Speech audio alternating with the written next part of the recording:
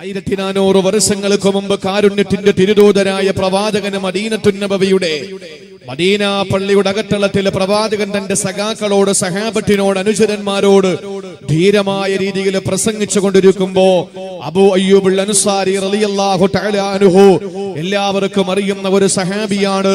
നാട്ടിലെ പ്രമാണിമാരെല്ലാം ഇന്ന് എന്റെ വീട്ടിലായിരിക്കും പ്രവാചകന് തങ്ങുന്നത്, പ്രവാചകൻ എന്റെ വീട്ടിലായിരിക്കും ഇന്ന് താമസിക്കുന്നത് എന്ന് ചിന്തിച്ചിരിക്കുമ്പോൾ പാവപ്പെട്ട അബൂ അയ്യൂബുൽ അൻസാരി എന്ന ദരിദ്രനായ ഒരു ചെറിയ വീട്ടിൽ താമസിക്കുന്ന അബൂ അയ്യൂബുൽ അൻസാരി എന്ന് പറയുന്ന സഹാബി ചിന്തിച്ചത്, എന്റെ വീട്ടിലെ പ്രവാചകനെ താമസിക്കാൻ ഒരിക്കലും തയ്യാറാകൂല.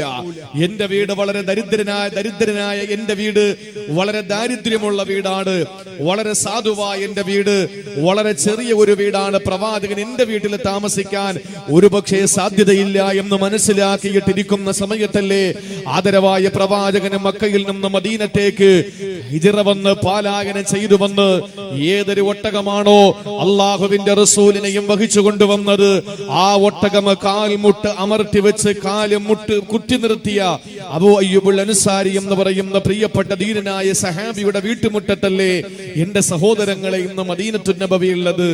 ആ അബൂ അയ്യൂബുൽ അൻസാരി എന്ന സഹാബി അള്ളാഹുവിന്റെ പ്രിയപ്പെട്ട പ്രവാചകന്റെ ചുണ്ടിലേക്ക് നോക്കി അവിടെ നടന്നു വീടും അറിവുകൾ പിറക്കിയെടുക്കുവാനുള്ള പ്രതീക്ഷയോടെ, പ്രത്യാക്ഷയോടെ, ജിജ്ഞാസയോടെ സഹാബത്തിന്റെ ഇടയിൽ ഇരിക്കുന്ന സമയത്താണ് ഒരു സഹാബി കടന്നു വന്നിട്ട് പ്രവാചകനോട് ചോദിച്ചു, ഇൽനി വ ഔജിസി യാ റസൂലല്ലാഹ്, എനിക്ക് നല്ല ഒരു ഉപദേശം തരണം, എനിക്ക് നല്ല ഒരു ഉപദേശം തരണം.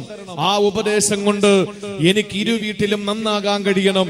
ഞാൻ ഇരു വീട്ടിലും ഒരു വലിയ വിജയത്തിന്റെ, ഏറ്റവും വലിയ മഹിതമായ വിജയത്തിന്റെ ഉത്തുംഗ സോപാനത്തിലേക്ക് എനിക്ക് എത്താൻ കഴിയണം. അങ്ങനത്തെ ഒരു ഉപദേശം എനിക്ക് വേണമെന്ന് പറഞ്ഞ് അള്ളാന്റെ റസൂലിന്റെ മുന്നിലെത്തി. എന്റെ പ്രിയപ്പെട്ട സഹോദരങ്ങളെ, ആ സമയത്താണ് ഹബീബായ നബി തങ്ങൾ അബൂ അയ്യൂബുൽ അൻസാരി തങ്ങൾ പറയുന്നു, പ്രവാചകൻ ആ സഹാബിക്ക് ഒരു ഉപദേശം കൊടുത്തു, 3 ഉപദേശങ്ങൾ കൊടുത്തു.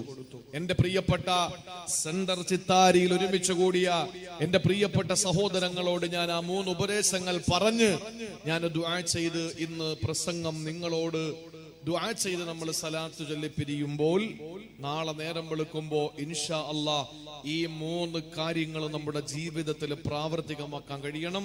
അല്ലാഹു അതിന് തൗഫീഖ് നൽകി അനുഗ്രഹിക്കുമാറാവട്ടെ.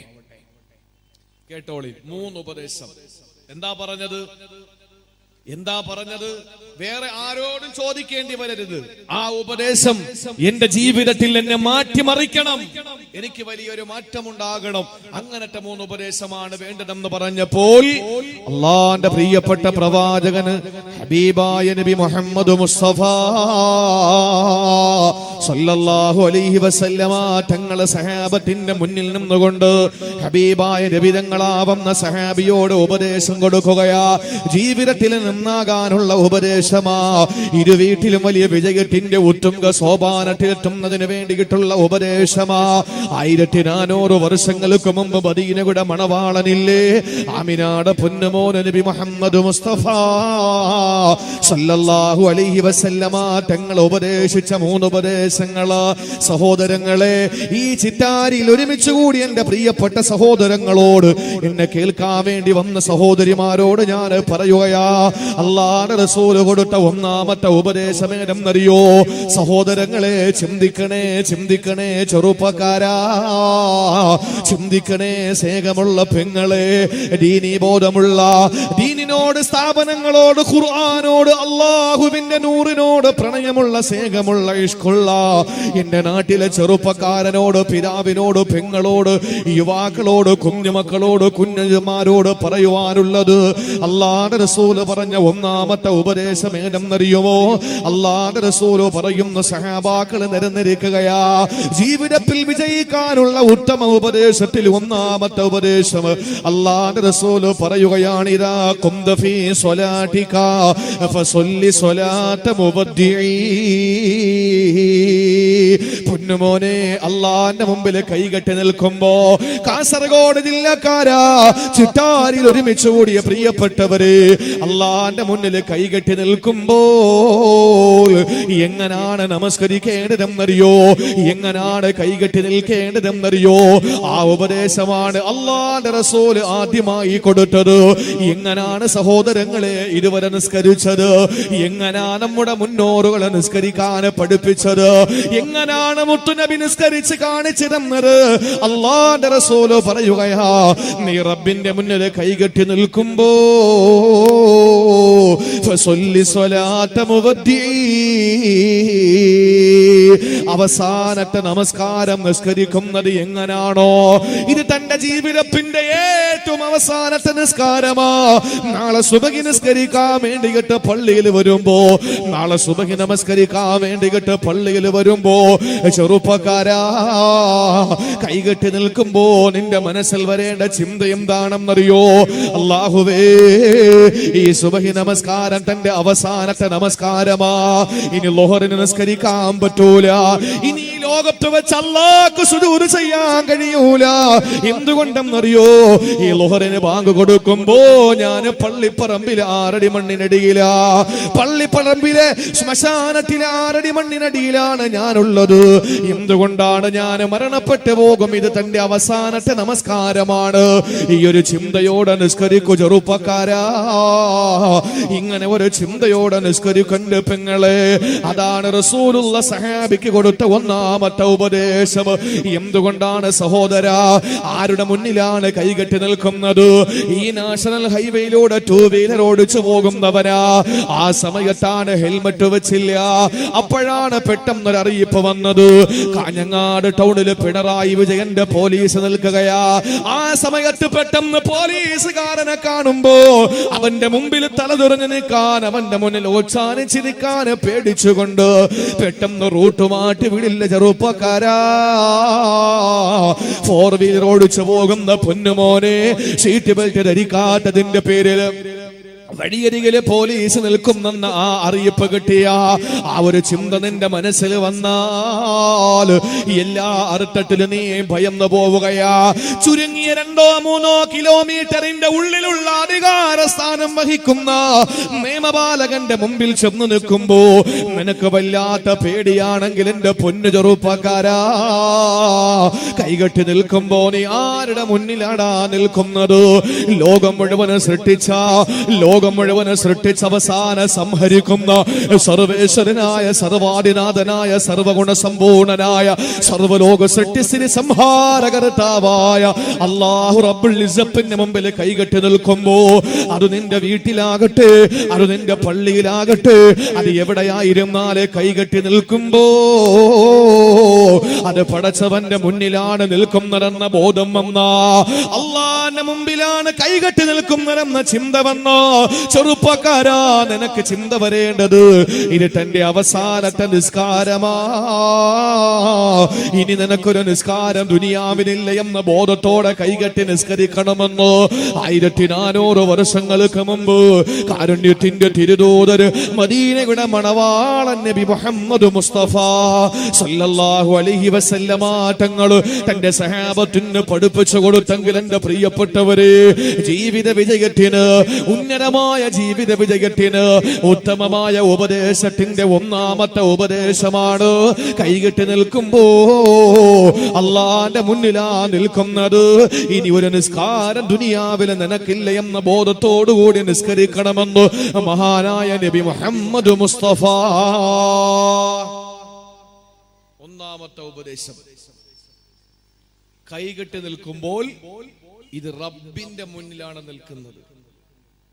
നിങ്ങളൊന്ന് ആലോചിച്ച് നോക്ക്, ആരുടെ മുന്നിലാ കൈകെട്ടി നിൽക്കുന്നത്? പഠിപ്പിച്ച ഉസ്താദിന്റെ മുന്നിൽ ചെല്ലുമ്പോ, പഠിപ്പിച്ച അധ്യാപകന്റെ മുന്നിൽ ചെല്ലുമ്പോൾ, കല്യാണം കഴിക്കാൻ പോകുന്ന പെണ്ണിന്റെ ഉപ്പാന്റെ മുന്നിൽ ചെല്ലുമ്പോ, നിനക്ക് ജന്മം നൽകിയ നിന്റെ പിതാവിന്റെ മുന്നിൽ ചൊല്ലുമ്പോ നീ എത്ര അച്ചടക്കത്തോടു കൂടിയാ നിൽക്കുന്നത്?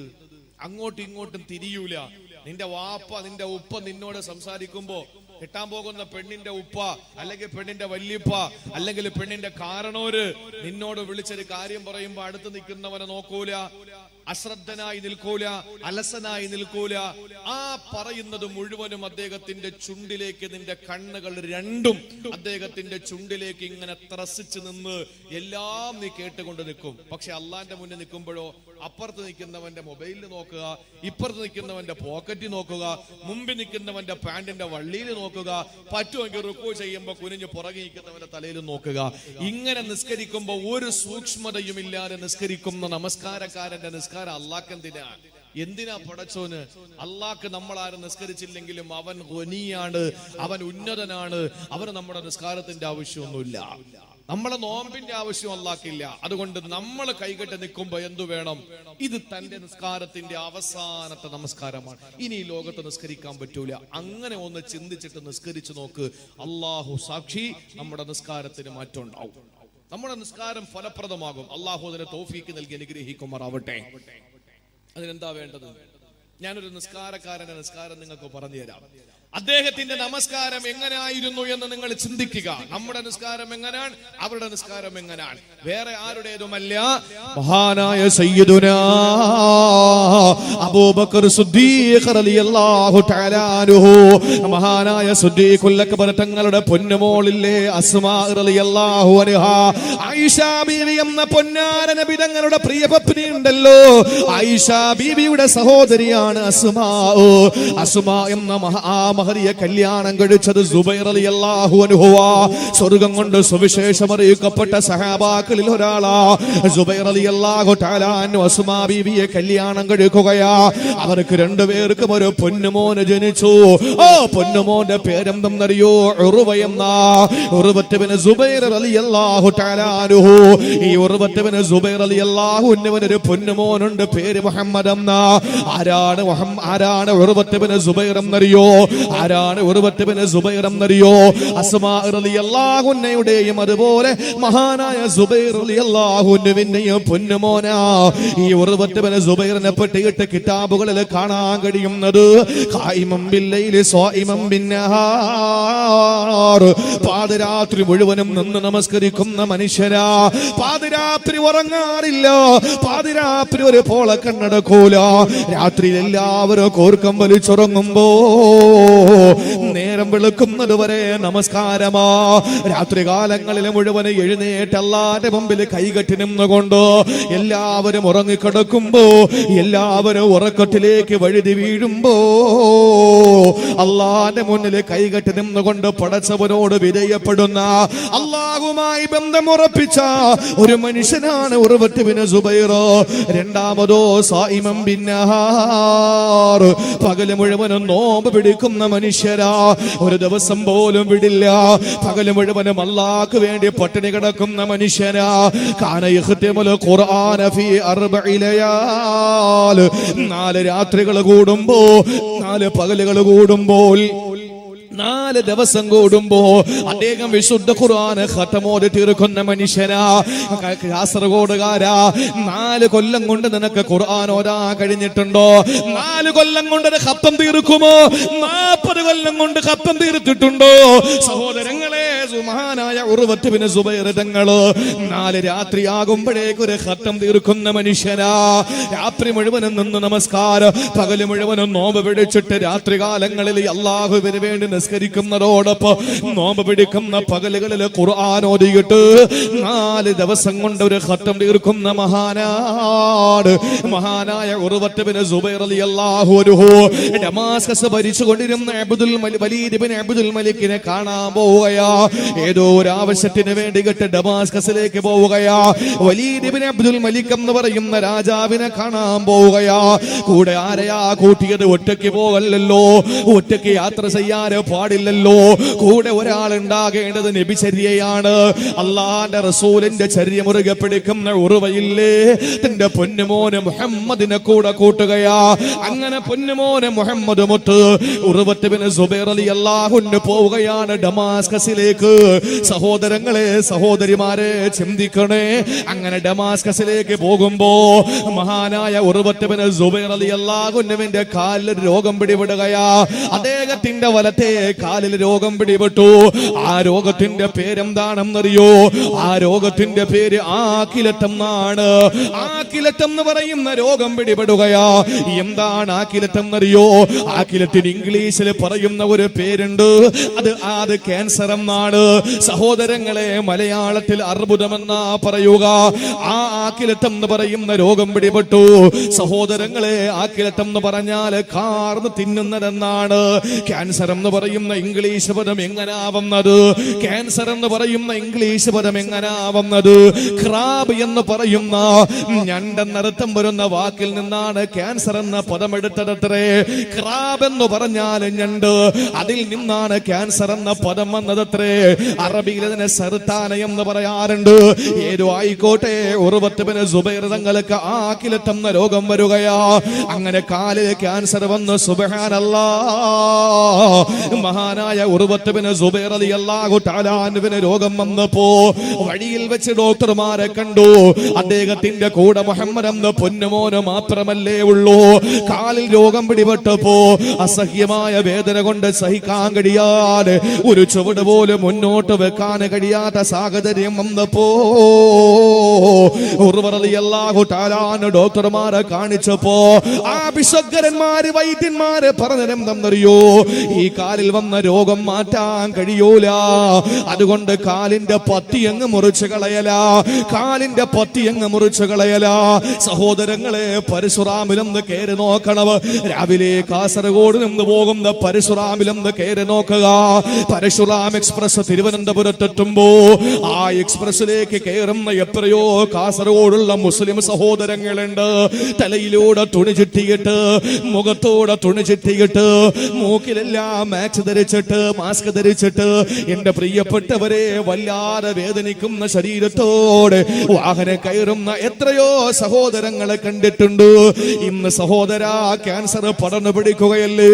ഇന്ന് മനുഷ്യനെ പടർന്നു പിടിക്കുന്ന രോഗം ക്യാൻസർ അല്ലേ? 10 പേരെ എടുത്താ 8 പേർക്കും ഇന്ന് ക്യാൻസറാ.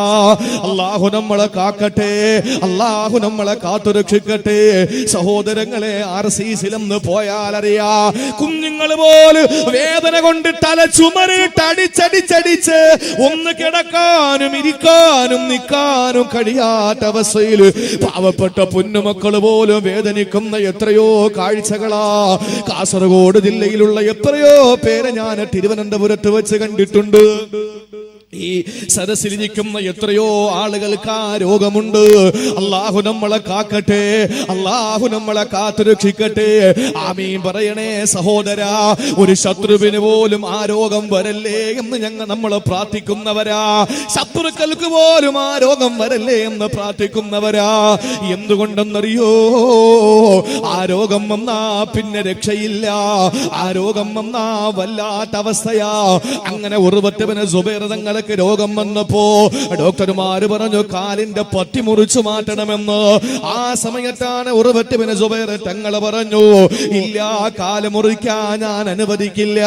എനിക്ക് അവയവങ്ങൾ തന്ന അല്ലാഹുവാണ്. പടച്ചവൻ എനിക്ക് അമാനത്തായി തന്ന അവയവം ഞാൻ മുറിച്ചു മാറ്റാൻ അനുവദിക്കില്ല. വേണമെങ്കിൽ അല്ലാഹു ആ രോഗം മാറ്റിത്തരട്ടെ.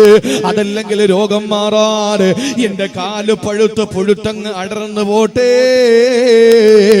എന്നാലും എന്റെ കാല് മുറിക്കാൻ ഞാൻ അനുവദിക്കൂല. സഹോദരങ്ങളെ, ഉർവത്ത് ബിൻ സുബൈറിന്റെ കാലിന്റെ മുറിവ്, ആ കാലിന്റെ കണ്ണം കാല് കടിഞ്ഞു, കാലിന്റെ തണ്ടം കാല് കടിഞ്ഞ് മുട്ടിലേക്ക് വ്യാപിക്കാൻ തുടങ്ങി.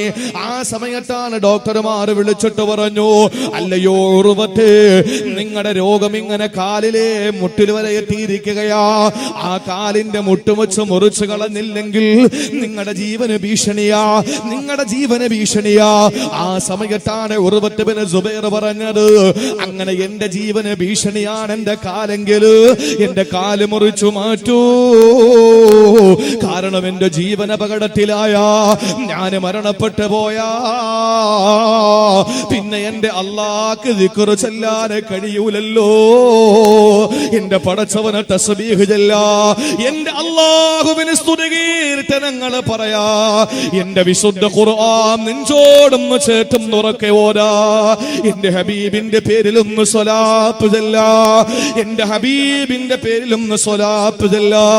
എനിക്ക് മുബാറക്കായ ദിക്റുകൾ ചൊല്ലി എന്റെ റബ്ബിലേക്ക് അങ്ങ് അലിഞ്ഞു ചേരാ എനിക്ക് കഴിയില്ലല്ലോ. ഞാൻ മരണപ്പെട്ടു പോയാൽ എന്റെ അമലുകൾ അങ്ങ് മുറിഞ്ഞു പോകുമല്ലോ.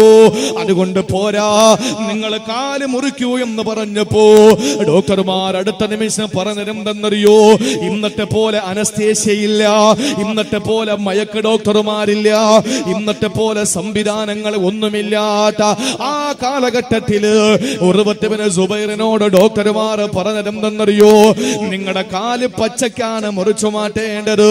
ശരീരത്തിൽ നിന്ന് പച്ചയായ കാല് മുറിച്ചു മാറ്റുമ്പോൾ നിങ്ങൾക്ക് വേദന സഹിക്കാൻ കഴിയില്ല. അതുകൊണ്ട് ഞങ്ങളുടെ ചികിത്സാ രീതി ഞങ്ങളോട് പറയാ, ഞങ്ങൾ ചികിത്സിക്കുന്ന രീതി നിങ്ങളോട് പറയാ, അത് നിങ്ങൾ സ്വീകരിച്ചാൽ നമുക്ക് ഉടനെ തന്നെ മുറിച്ചു മാറ്റാം. എന്താ നിങ്ങളുടെ ചികിത്സാ രീതി എന്ന് ചോദിച്ചപ്പോ ഉർവത്ത് ബിൻ സുബൈറിനോട് ഡോക്ടർമാർ പറഞ്ഞു, ഒരു ഗ്ലാസ് മദ്യം നിങ്ങൾ കുടിക്കുക, ഒരു ഗ്ലാസ് കള്ള് കുടിക്കുക. കള്ള് കുടിക്കുമ്പോൾ മദ്യപിക്കുമ്പോൾ മദം വരും, മദ്യപിക്കുമ്പോൾ മസ്തിഷ്കത്തിന് മദം വരും. ആ സമയത്ത് നിങ്ങൾക്ക് വേദന അറിയില്ല. ആ സമയത്തെ കാല് ഞങ്ങൾ മുറിച്ചു മാറ്റാമെന്ന് പറഞ്ഞപ്പോ ഉർവത്ത് ബിൻ സുബൈറിന്റെ മുഖമങ്ങ് വിവരണമാവുകയാ. ഉർവത്ത് ബിൻ സുബൈർ തങ്ങൾ ചാടി എഴുന്നേൽക്കുകയാ.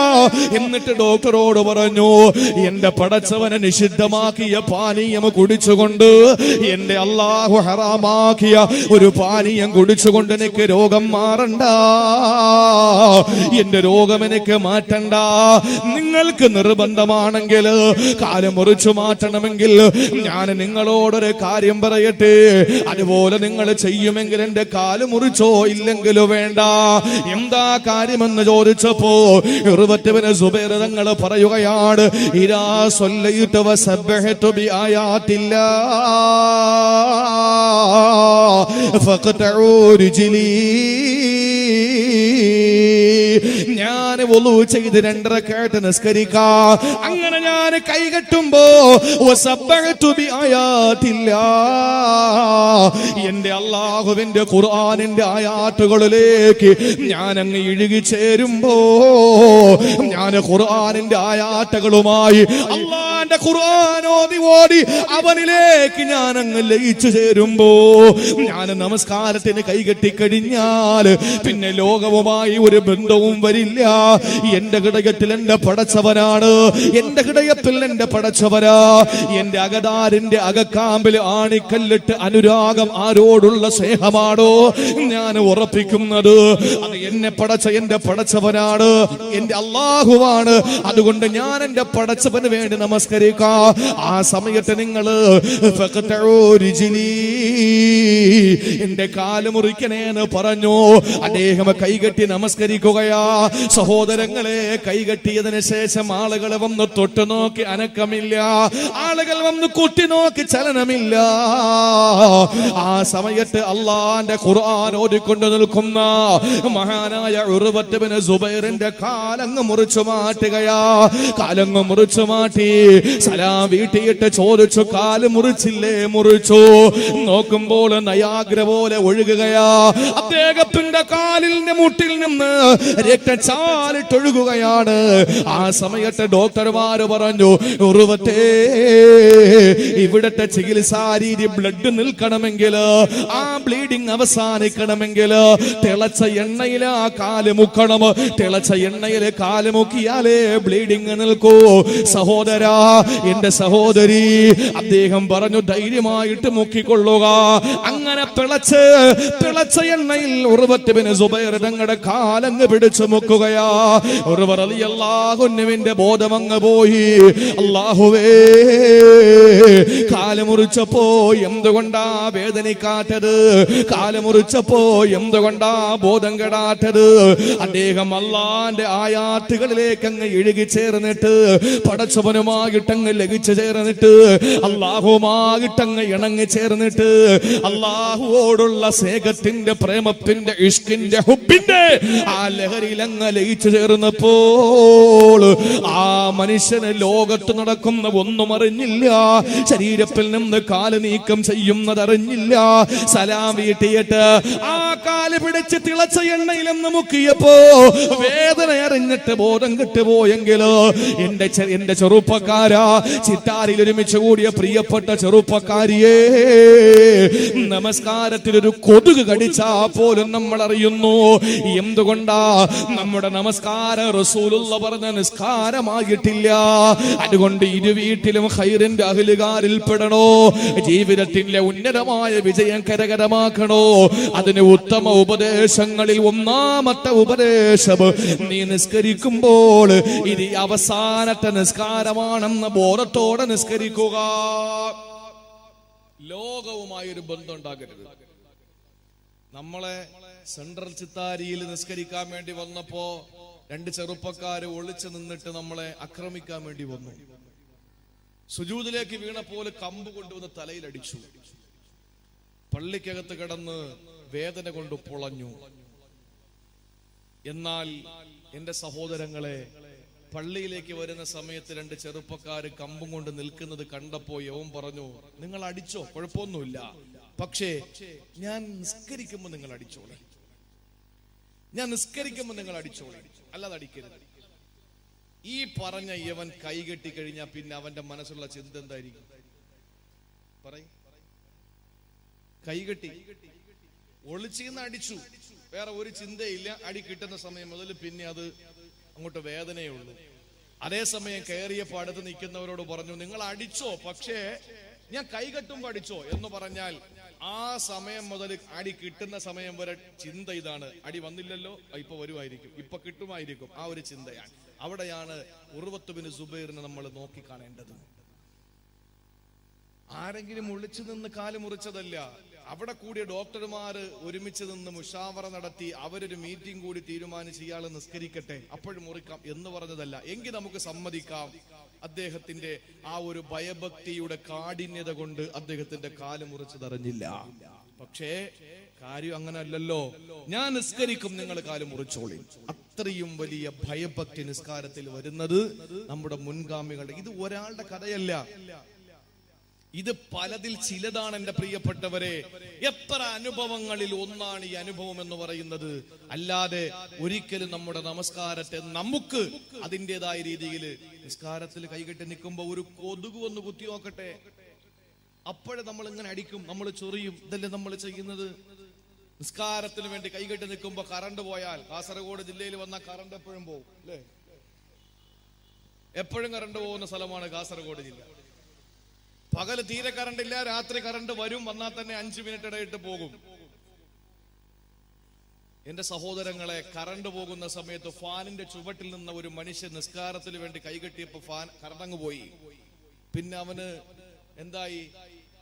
ബട്ടൺ സൂരലായി, കയറ്റി വെക്കലായി, ഇടയ്ക്കിടയ്ക്ക് കൈകൊണ്ട് വീശലായി. നിസ്കരിക്കാൻ പറ്റില്ല. 4 റക്അത്ത് നിസ്കരിക്കാൻ 4 മിനിറ്റ് മതി. അതുപോലും അവന് പിടിച്ചു നിൽക്കാൻ കഴിയുന്നില്ല.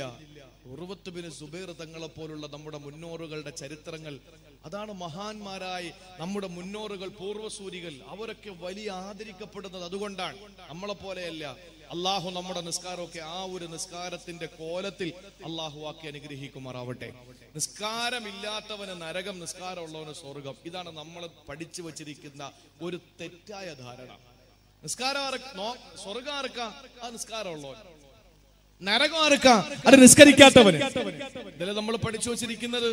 എന്നാൽ അത് അബദ്ധമാണ്, അത് തെറ്റായ ധാരണയാണ്. അങ്ങനെയല്ല. സ്വർഗമാർക്ക് അത് നിസ്കരിക്കുന്നവനാണ്, നരകമാർക്ക് നിസ്കരിക്കുന്നവനാണ്. നിസ്കരിക്കുന്നവന് നരകവും കിട്ടും, നിസ്കരിക്കുന്നവന് സ്വർഗവും കിട്ടും. നമ്മൾ ഏത് തരത്തിലുള്ള നിസ്കാരമാകണം? നിങ്ങൾ വിഷമിക്കാനൊന്നും വേണ്ട, ഞാൻ ആയത്ത് തന്നെ പറഞ്ഞുതരാം. ആയത്ത് നിങ്ങൾക്ക് ഞാൻ ഓതിത്തരാം. നമസ്കാരത്തിലൂടെ നമുക്ക് സ്വർഗം കിട്ടണം, നമസ്കാരത്തിലൂടെ നരകം കിട്ടരുത്. അള്ളാഹു നമ്മളെ കാത്തുരക്ഷിക്കട്ടെ. നരകം കിട്ടുന്ന നിസ്കാരം ഞാൻ പിന്നെ പറയാം. ആദ്യം സ്വർഗം കിട്ടുന്ന നിസ്കാരം എങ്ങനെയാന്ന് കേട്ടോളി. ഇങ്ങനെയാണ് അള്ളാഹുവിന്റെ വിശുദ്ധമായ ഖുർആൻ പറയുകയാ, സ്വർഗം ലഭിക്കുന്ന നമസ്കാരം എങ്ങനെയെന്നറിയോ? വിശുദ്ധമായ ഖുർആൻ എടുത്ത് പരിശോധിച്ചാൽ സൂറത്തുൽ മുഅ്മിനൂൻ എന്ന് പറയുന്ന അധ്യായത്തിലൂടെ പടച്ചതമ്പുരാനെ പഠിപ്പിക്കുകയാ. ആർക്കാണ് സ്വർഗം കിട്ടുന്നതെന്നറിയോ? ആർക്കാണ് സ്വർഗം ലഭിക്കുന്നതെന്നറിയോ? നമസ്കാരത്തിന് 2 വട്ടം പറഞ്ഞുകൊണ്ട് 6 കാര്യങ്ങൾ പറഞ്ഞപ്പോ അതിൽ 1-ാമതും 6-ാമതും നമസ്കാരത്തെ പറഞ്ഞുകൊണ്ട് അല്ലാഹുവിന്റെ ഖുർആൻ സൂറത്തുൽ മുഅ്മിനൂൻ സംസാരിക്കുകയാ. ഖദ് അഫ്ലഹൽ മുഅ്മിനൂൻ അല്ലദീന ഹും ഫീ സ്വലാത്തിഹിം ഖാശിഊൻ. കൈകെട്ടുന്ന സമയത്ത്, നമസ്കാരത്തിന് വേണ്ടി കൈകെട്ടുന്ന സമയം മുതൽ സലാം വീട്ടുന്ന സമയം വരെ വേറെ ഒരു ചിന്തകളെ കടന്നു വരാതെ അള്ളാഹുമായിട്ടുള്ള ബന്ധമൂട്ടി ഉറപ്പിക്കുന്ന ഒരു മനുഷ്യൻ അള്ളാഹു കൊടുക്കുന്നത് സ്വർഗമാണ്. അവന് കൈകെട്ടി നിൽക്കുമ്പോ സലാം വീട്ടുന്നത് വരെ അവന് വേറെ ചിന്തകളൊന്നുമില്ല. അവന്റെ രാഷ്ട്രീയ പാർട്ടിയുടെ, സംഘടനയുടെ, അവന്റെ കുടുംബത്തിന്റെ, വ്യക്തി ജീവിതത്തിന്റെ, കച്ചവടത്തിന്റെ, അവന്റെ തൊഴിലിന്റെ, അവന്റെ ഏതെങ്കിലും ഒരു ദുനിയാവിന്റെ ചിന്തകളൊന്നും അവനെ കടന്നു വരില്ല. അവന്റെ മനസ്സ് മുഴുവന് പടച്ചവനാ. അവന്റെ ഹൃദയത്തിൽ നിറച്ച് അല്ലാഹുവാ. അങ്ങനെ ഒരു നമസ്കാരം നിർവഹിക്കുന്നവന് സ്വർഗം കൊടുക്കുമെന്ന. 2-ാമത് അല്ലാഹ് പറഞ്ഞതെന്തെന്നറിയോ? വല്ലദീനഹും അലാ സ്വലവാതിഹിം യുഹാഫിളൂൻ. അത് നമസ്കാരത്തിന് മുമ്പുള്ള കാര്യമാണ് അല്ലാഹ് പറഞ്ഞത്. ളുഹർ നമസ്കാരത്തിനെ സൂക്ഷിക്കുന്നവനാ, അത് അസറിലേക്ക് മാറ്റൂല. അസർ നമസ്കാരത്തിനെ സൂക്ഷിക്കുന്നവനാണ്, അത് മഗ്രിബിലേക്ക് മാറ്റൂല. ഓരോ വഖ്തുകൾ അല്ലാഹു നമുക്ക് തന്നത് അത് അതാത് സമയത്ത് നിസ്കരിക്കാനാണ്. ളുഹറെടുത്ത് അസറിലേക്ക് മാറ്റാൻ പെങ്ങളെ നിനക്കാരാ അനുവാദം തന്നത്? നീ കറങ്ങാൻ പോകുമ്പോ, നീ സഞ്ചരിക്കുന്ന പാതയിൽ നിസ്കരിക്കാൻ നിനക്ക് കഴിയില്ല എന്ന ബാലിശമായ ന്യായം നിരത്തിയിട്ട് നീ ആശുപത്രിയിൽ പോകുമ്പോ, നീ കല്യാണത്തിന് പോകുമ്പോ, നീ ഷോപ്പിങ്ങിന് പോകുമ്പോ, അതുപോലെ നീ എവിടെ പോയാലും നിനക്ക് നിസ്കാരം നഷ്ടപ്പെട്ടു, മറ്റടുത്ത വഖത്തിലേക്ക് കലാവിട്ട ഈ ഒരു ചിന്തയല്ല ചെറുപ്പക്കാരാ, ഈ ഒരു ചിന്തയല്ല പെങ്ങളെ നിനക്ക് വരുന്നത്. അത് പാടില്ല, പാടില്ല. അല്ലാഹുവിന്റെ ഖുർആൻ പറയുന്ന നമസ്കാരത്തെ സൂക്ഷിക്കുന്നവനാണ് എന്ന് പറഞ്ഞാൽ കൃത്യസമയത്ത് നിസ്കരിക്കുന്നവനാ. ഇശാഇന്റെ സമയത്ത് ഇശാ നിസ്കരിക്കുന്നവനാ. നമ്മളൊക്കെ നന്ദിയില്ലാത്തവരല്ലേ? ളുഹർ നിസ്കാരം ഇപ്പൊ സൗകര്യമില്ല, അസർ കിടക്കയിലെ കലാവിട്ടാം. അസറിന് പറ്റിയില്ല, മഗ്രിബ് കിടക്കയിലെ കലാവിട്ടാം. എന്നാ നീ രാവിലെ ബ്രേക്ക്ഫാസ്റ്റ് കഴിക്കാൻ വേണ്ടി വന്നിരുന്നു, ഇപ്പൊ സമയമില്ല, ലഞ്ചിനോടൊപ്പം ആക്കാം. അതും സമയമില്ല, എന്നാ പിന്നെ ഡിന്നറിനോടൊപ്പം ആക്കാം. അതറിഞ്ഞ് ചിന്തിക്കും. അപ്പൊ ഇങ്ങോട്ട് കിട്ടുന്നതൊക്കെ വാരി വെട്ടി വിഴുങ്ങിക്കൊള്ളണം, അങ്ങോട്ട് നിസ്കരിക്കുന്നതൊക്കെ അള്ളാഹ്ക്ക് വേണ്ടി പെൻഡിങ്ങിൽ വെച്ചോളണം. ഇതാ നമ്മുടെ സ്വഭാവം.